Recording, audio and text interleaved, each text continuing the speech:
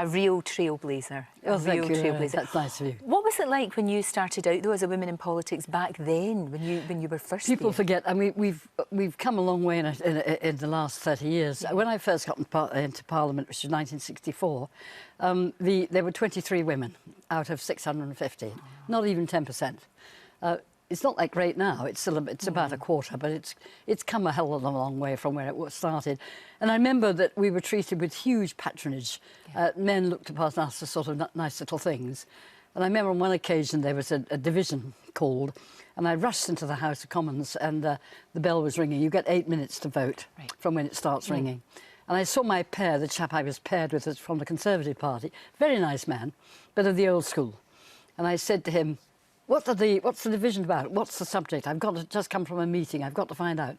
And he patted me on the head and he said, don't you trouble your pretty little head about it. And it turned out to be homosexual law reform. Oh, for goodness sake. So that was not uncommon. You've got this attitude of protecting women, but not taking them very seriously. No, indeed. It's changed a bit. There's still quite a lot of patronage around. I think that Mr. Heath, for example, when he was Prime Minister, would say to Margaret Thatcher, that's quite enough, Margaret, and then sort of cut her off as if he was in a school, and she was the sort of peaky member of the class.